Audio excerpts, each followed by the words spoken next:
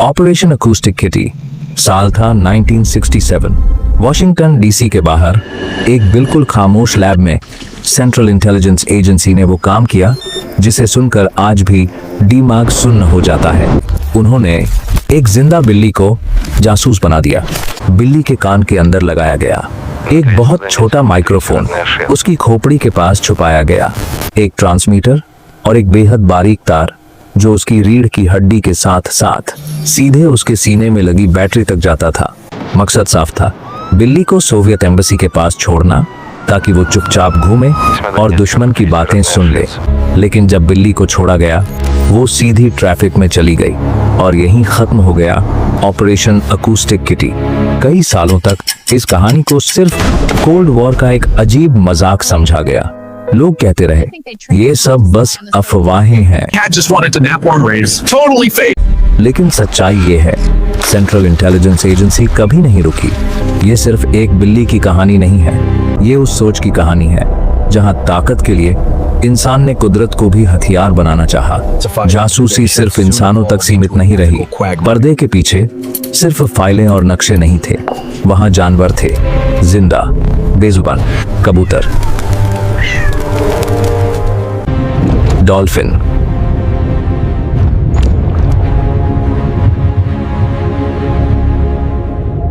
Coy, समुद्री परिंदे,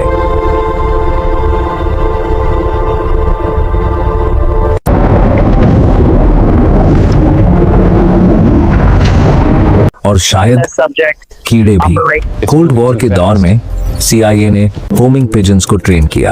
उनके सीने पर छोटे छोटे कैमरे बांधे जाते थे। ये कबूतर दुश्मन के एरिया के ऊपर बिल्कुल खामोशी से उड़ते और सैकड़ों तस्वीरें ले आते। ना रडार उन्हें पकड़ पाता, ना कोई इंसानी जासूस इतनी आसानी से वहां पहुंच सकता था। आज भी डिक्लासिफाइड तस्वीरों में ये मंजर दिखता है, एक नन्हा सा परिंदा दो ताकतों की जंग का बोझ उठाए हुए। शुरुआत में डॉल्फिन को नेवी ने इस्तेमाल किया, समुद्री माइंस ढूंढने और दुश्मन गोताखोरों को पहचानने के लिए।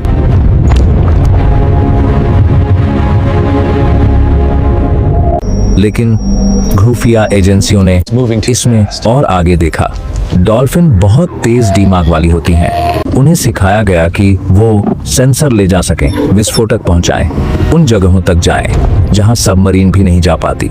लेकिन एक टाइम ऐसा आया जब सब कुछ बदल गया। एक साइंटिस्ट ने बताया, एक डॉल्फिन टारगेट के पास पहुंची और रुक गई। उसने हुक्म मानने से इनकार कर दिया। वो चक्कर काटती रही जैसे उसे समझ आ गया हो कि उससे क्या करवाया जा रहा है। 1980 के दशक तक जैविक जासूसी का जुनून और गहरा हो गया। कॉय जो खिड़कियों से चीजें उठा सकें, समुद्री परिंदे जिन पर केमिकल सेंसर लगे हों, और अफवाहें कि कीड़ों के अंदर माइक्रो ट्रांसमीटर लगाकर उन्हें विदेशी दफातरों में छोड़ा गया। एक पुराने इंटेलिजेंस ऑफिसर ने कहा था, अगर कोई चीज सांस लेती है तो हमने उसे इस्तेमाल करने के बारे में सोचा है। ये कहानी सिर्फ टेक्नोलॉजी की नहीं है, ये कहानी है जिम्मेदारी की।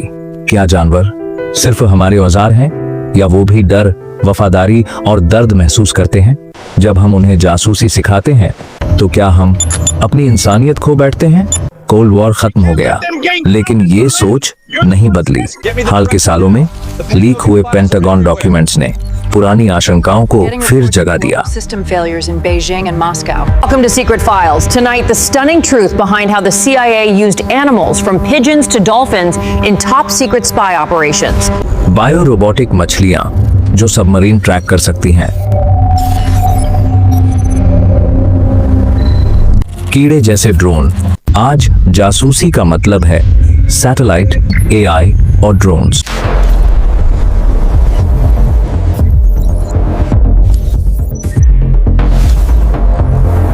लेकिन बुनियादी सोच वही है, सब कुछ देखना।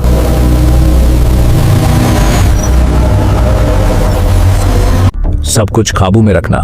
सेंट्रल इंटेलिजेंस एजेंसी के आर्काइव में एक तस्वीर आज भी मौजूद है।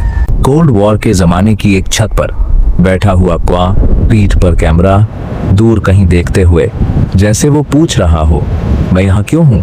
आज हम बिल्लियों और कबूतरों का इस्तेमाल नहीं करते, लेकिन शायद हमने सिर्फ तरीका बदला है।